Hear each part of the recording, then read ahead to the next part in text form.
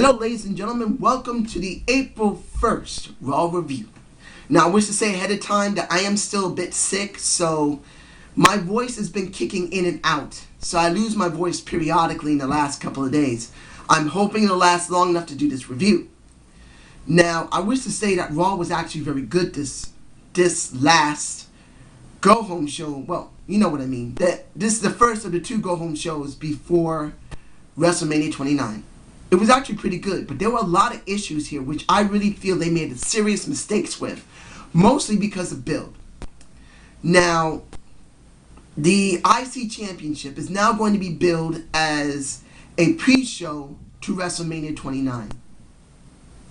This really upsets me. Wade Barrett, who's shown that he has the ability to really get things done, get things over, has not been built properly. After coming back from a shoulder injury, you thought that he was going to be built great. He hasn't. And that's very upsetting to me personally, because I did like Wade Barrett. Even though the Nexus angle sucked, I felt Wade Barrett was a very good talent. And once he won the IC Championship, then lost and won it back again, I didn't know what they were going to do with him. Then you see The Miz. Someone who has been packaged on and off over the years is good and then nothing. He's a much better heel than he is a face. Now he's become a face. And you wonder what they're going to do with him. In the last 4 months, you would think, building into WrestleMania, you could have two great things on your hands. You could have the basically Dead Man Down versus the Marine 3. One star versus the other. But what did we get? We got Bo Dallas dealing with Wade Barrett, which could have been a good feud, but was dropped. And there was nothing for him to do.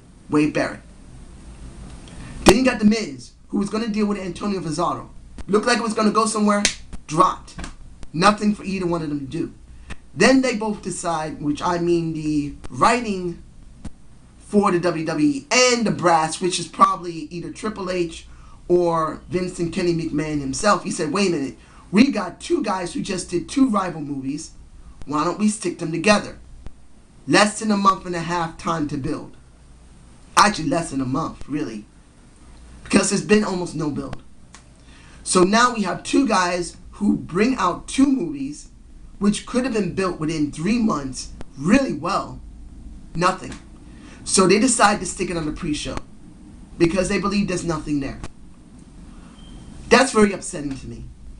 You got two great talents and they could have really done a great job in WrestleMania. They could have done a great match. They have good chemistry. But now it's a pre-show match. Now, when it came to Wade Barrett and Zack Ryder, wasn't long. Miz was on commentary. They tried to hype up for the last bit of WrestleMania. Maybe they will do something on SmackDown. Honestly, as much as I like them both, I'm not even interested now. I would have been interested if it was a WrestleMania match, not a pre-show match. The one that should be a pre-show match is going to be a WrestleMania match, which is the Funkadactyls and the Dancing Giants, as I call them, Brodus Clay and Tenzai, versus Rhodes Scholars, the intellectual savior of the masses, the great mustachio Cody Rhodes, and the Bella Twins. The way they structured them isn't great either. And I will get to what happened in the ring in a minute. But my feeling about this is that they should be switched. The mixed tag should be on the pre-show. An IC Championship should be in the main show. So I don't understand why it should be done this way. Now, I did say earlier that I felt almost no hyping for it.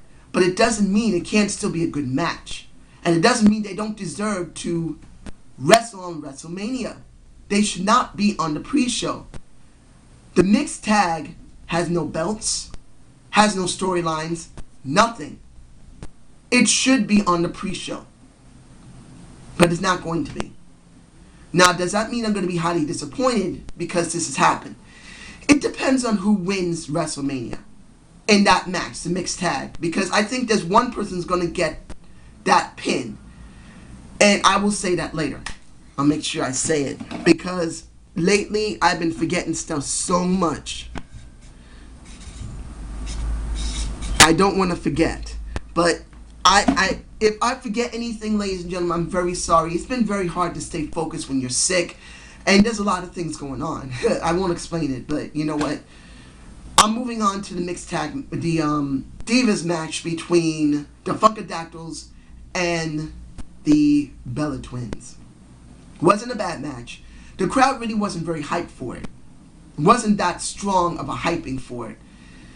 Naomi opened it, and to me, the greatest talent amongst the Bellas and Cameron with Naomi is Naomi. Not because I'm a fanboy of her and I think she's just absolutely radiant. I like Naomi with the basically the straight wavy hair in her head. I love it when she does her hair like that because she seems more natural to me. Like I said, ladies and gentlemen, to ladies, I don't mind you looking natural. You don't have to always have straight hair to look gorgeous. You don't always need to have a whole bunch of makeup and eyeliner on your face to get me interested in you. Be as natural as you can be, and I'm cool with it. Counting if you take care of yourself pretty well, because a lot of people eat greasy stuff, they break out. I know that more than most, I've broken out. But essentially, you know what I'm getting. But you could see between all four women, Naomi's the best one there. I'm not taking anything against Nikki and Brie Bella. I know they're good talents. And I know that one person, I believe his name is Sean, who left me a message once or twice. I can't remember your last name, dude. I'm so sorry. I can't remember your full YouTube name. So please be understanding. But Sean, he said it best. He said that the Bellas care about the business, so they came back. That many of them who used to be divas don't want to go back because they've been screwed over. Understand that.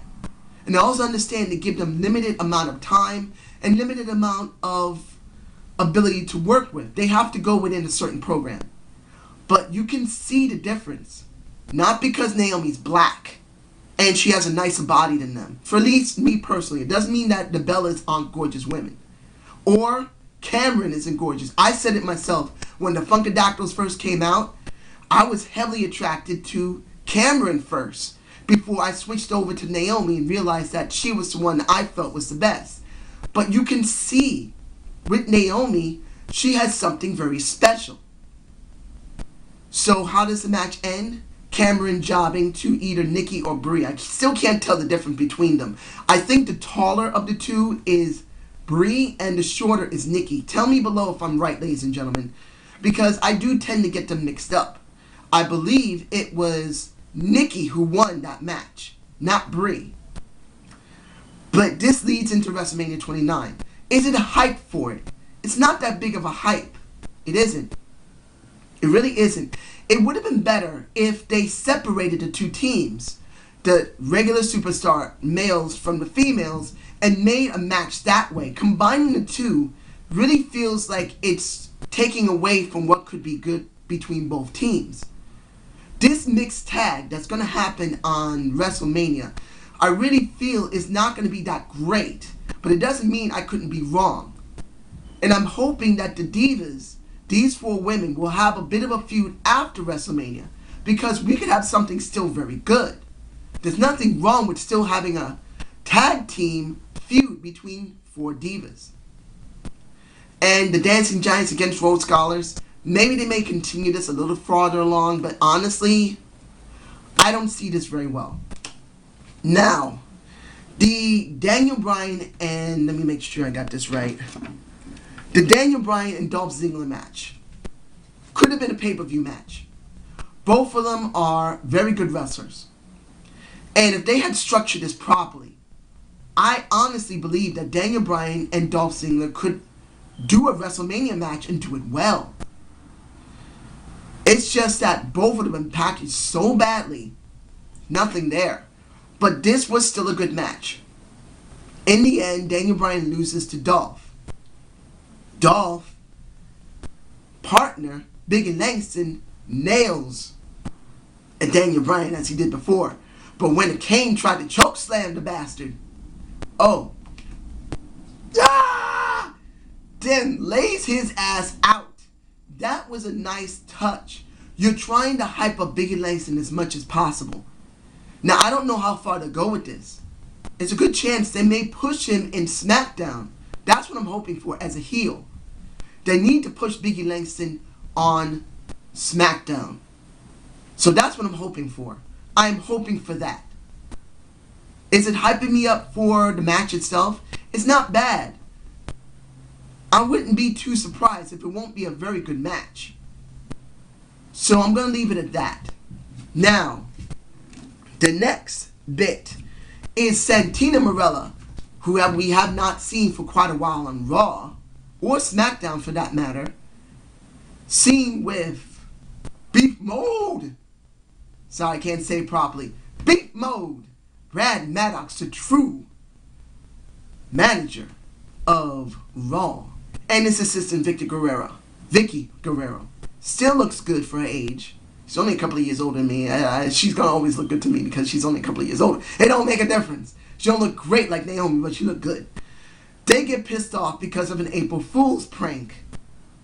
Pretty much like what happened with YouTube. Hearing that YouTube is going to be shut down 12 o'clock and no videos will be seen for 10 years. Oh man, I did look to see if something was going on with that. Only a few people did a couple of videos on it. It was interesting. At least one guy looked totally freaked out. But anyway, they did not like that. So they threw a... gotta get this right.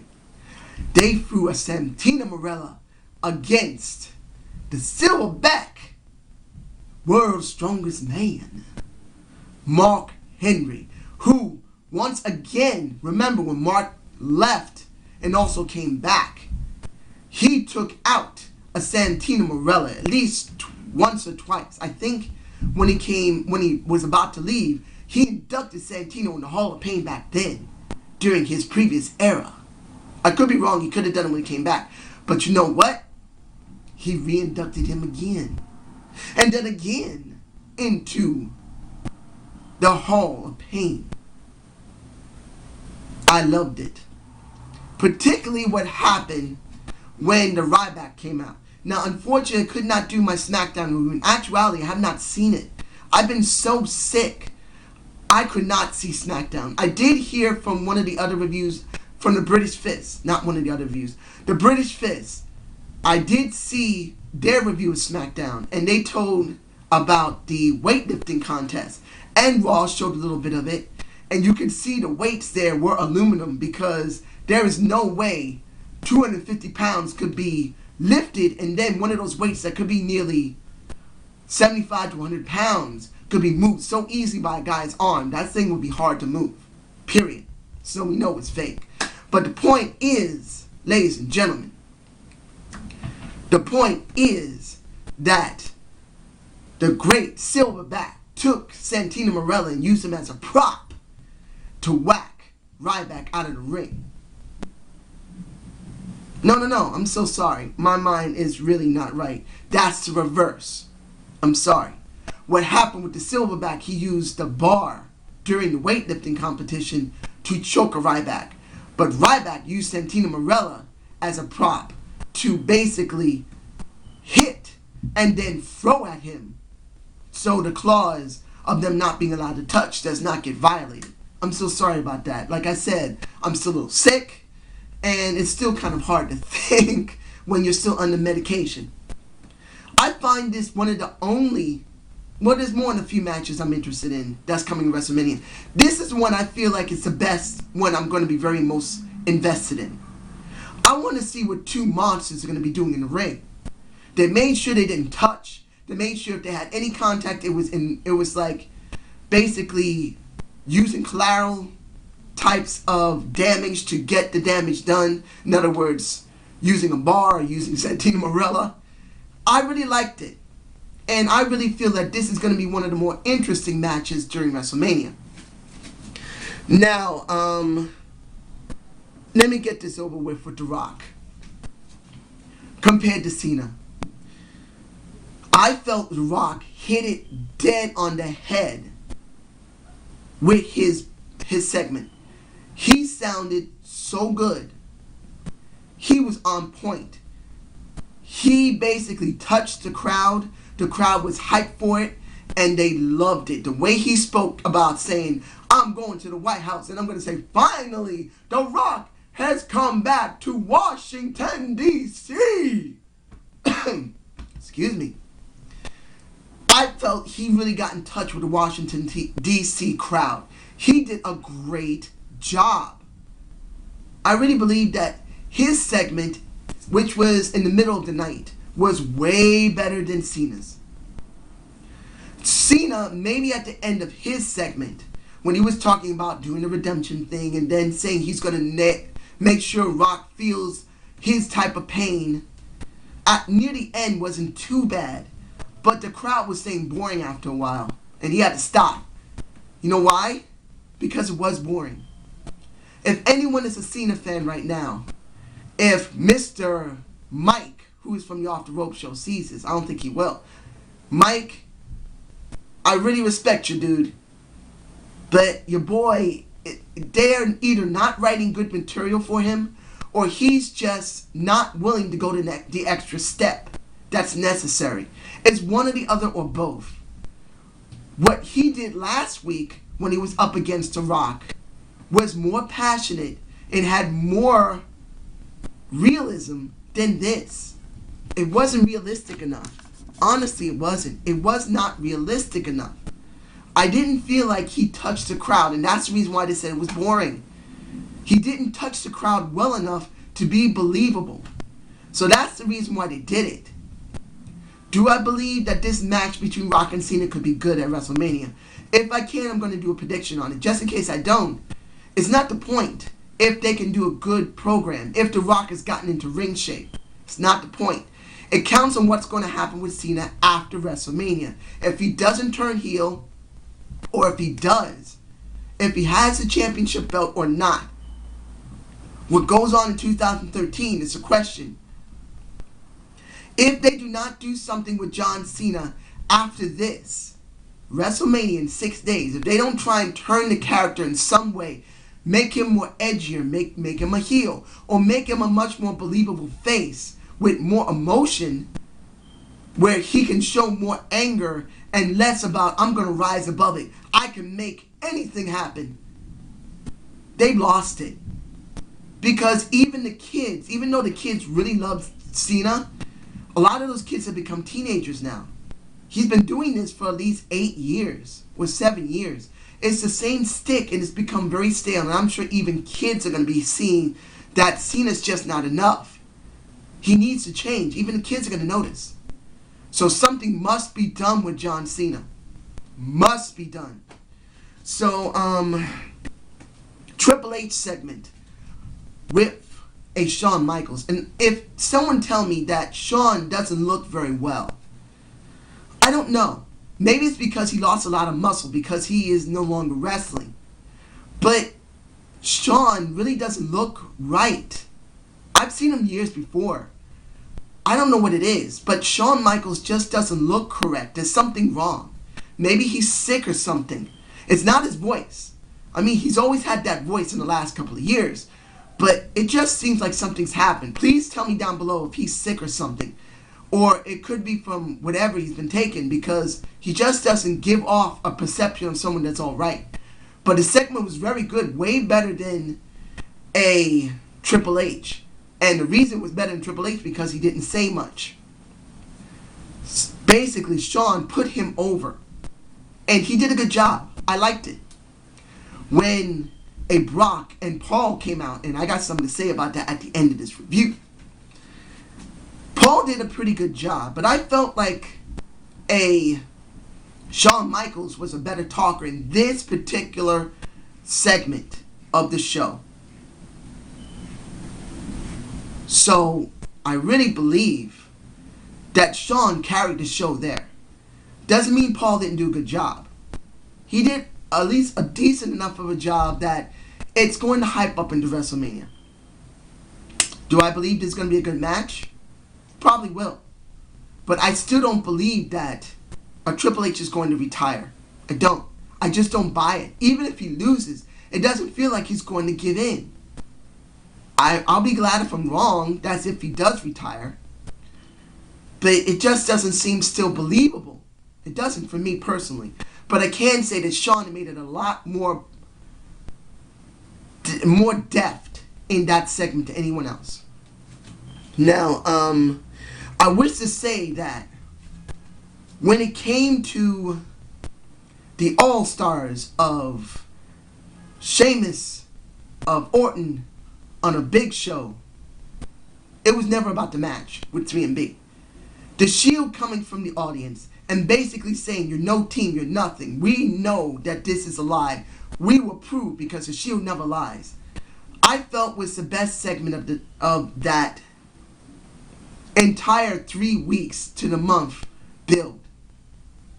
Because they had time on their own.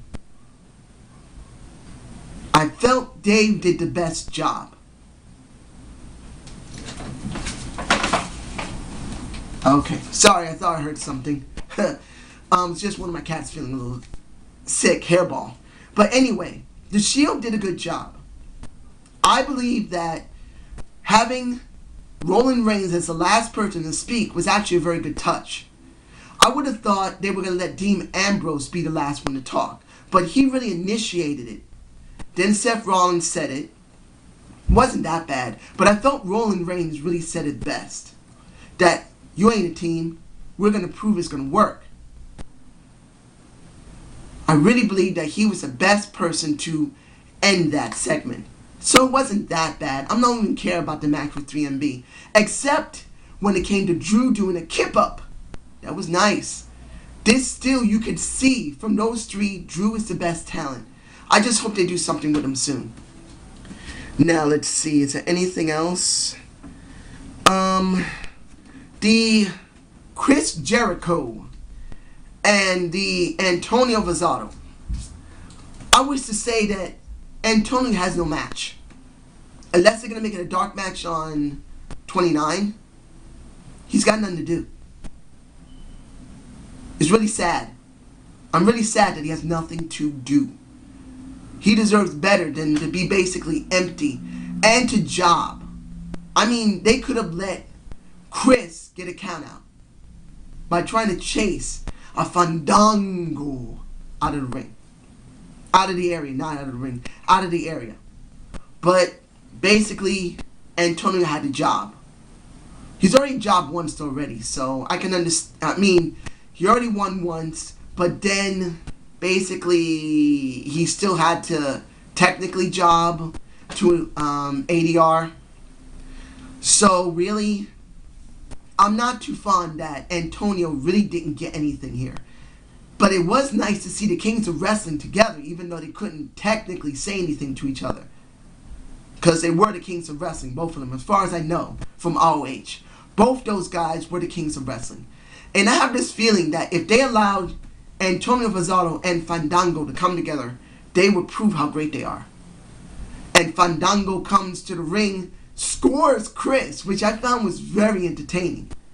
That was good. And then when it was all over and Chris gets the flamingo drop. I'm saying it. I'm saying Fandango's leg drop is the flamingo drop because he does it so stylish off the top turnbuckle. Does it twice. Nails Chris. Leading into WrestleMania. This is one of the better matches I think that has been built, even though it's very short. I'm very pleased with this. I felt that Fandango was going to have a WrestleMania match. And I said this. You can check my videos before, like on SmackDown and Raw. I've said eventually he was going to have a WrestleMania match. And I'm right. Do I believe he may win this? He might. Chris has been jobbing a lot lately. Trying to put over new talent. And putting over a Fandango might actually be good for Johnny Curtis. He needs it. He didn't get anywhere last time when it was packaged before, which was an idiot. But in this case, a very heelish dancer may actually be able to get over this time around. So, you never know. So, let's see. Anything else? Zed and ADR. Almost forgot. I'm really tired. Zed and ADR, which was not a match. This was basically a beatdown with some cardboard crutches. I believe they were cardboard. because they were silverish. ADR took his lickings real good, got some good welts on him. And the one that caused this entire mess was Ricardo Rodriguez coming down to the ring. Seeing Zed in that ring with that big ass mustache was entertaining. Seeing ADR's segment and Zed's segment it was really good to see how you could have both those guys at the nation's capital. I'm talking about Zed and the Trucker. Just there was actually a nice touch. Then seeing ADR having his segment with Matt Striker afterwards, also a nice touch. I believe the best matches so far have been coming from SmackDown, honestly. Tell me below what you think, because the ADR versus the Trucker, Jack Swaggers, it looks like it might be a pretty good build and match. The Fandango and Chris Jericho, I think it's mainly been packaged on Raw, but it could be considered a SmackDown team right there that also could be good.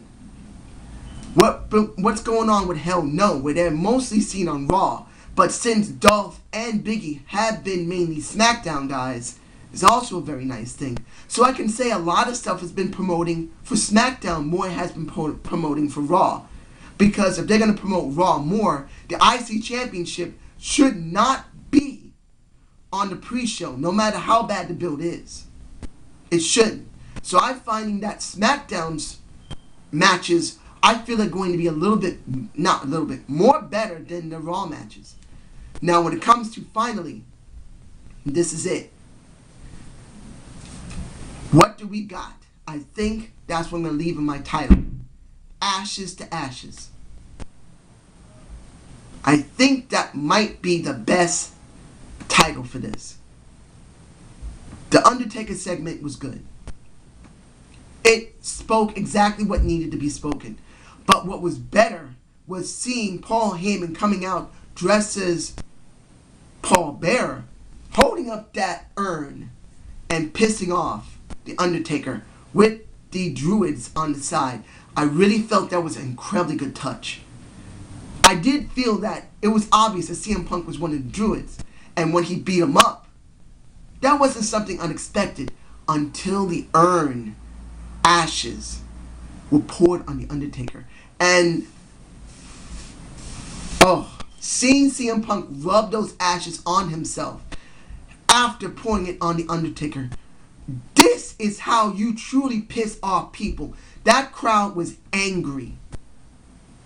And honestly, it does worry me quite a lot of what's going to happen at WrestleMania. Because no one in the history of WrestleMania has done as much as CM Punk has done. Particularly what's been going on with Urn and spraying out the ashes. No one, as far as I remember, has thrown the ashes of the urn on the Undertaker before. No one's ever done it. They have opened the urn. They have hit the Undertaker with the urn. It came with it. But do I believe that anyone has done this? No. So, how do I feel about this? It's a B+ show. There were things I'm not liking, like Antonio has no match at all. The IC Championship has now been announced for the pre-show, which I find is very upsetting. And really, worrying about what's going to happen with CM Punk and The Undertaker is worrying me. But I still have to say this is a B+ show. Now, the last thing I want to speak about is about who will win the mixed tag in WrestleMania 29 between the Funkadactyls, and I know this is pretty long, I'm so sorry, but this needs to be said. Between the Funkadactyls and the Bella Twins versus Rogue Scholars and the Dancing Giants. The person I believe is going to be put over in this, shockingly enough, I believe might be Naomi. The way they've been showing the Funkadactyls, the way they've shown Naomi over the last couple of months, I have this strange feeling that they may actually be beginning to push this girl. Do I believe that she could actually get over? It's a possibility she can. A lot of people like her. I know I love her, but I have to see this objectively. Naomi has a great look, not just physical, sexy body. She has a great look.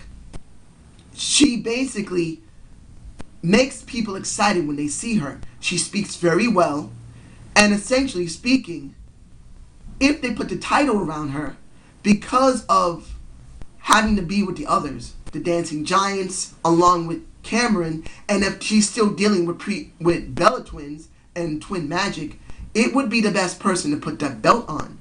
And particularly, how long has it been since we had a women's champion, a Divas champion, who is black? Very long time. I don't think ever. Maybe years ago when we used to use the women's championship, but not in recent history. Not in the last 5 years. So this could be something interesting. We could be actually seeing quietly, very quietly, a little push of Naomi under the radar, getting us a Divas championship with a Naomi as its winner. I could still be wrong, and I'm fine. If you believe I'm wrong 100% about Naomi being pushed, tell me below. I don't mind being wrong. I want to learn. But if I am right, we'll see something entirely different and I won't mind it. So I hope you enjoyed the Zane's View. Subscribe and comment to my channel, ladies and gentlemen. I barely managed to do that. My voice is going out. Now, I have another video I'm going to try and upload. It's when I was really sick, worse than this. So it's talking about The Undertaker and it's talking about CM Punk. Hopefully you like it, but it's obvious I look really bad in it. And hopefully I don't sound too incoherent in it. But I am going to give you more than 2 videos. Now you have a good day, ladies and gentlemen. Peace!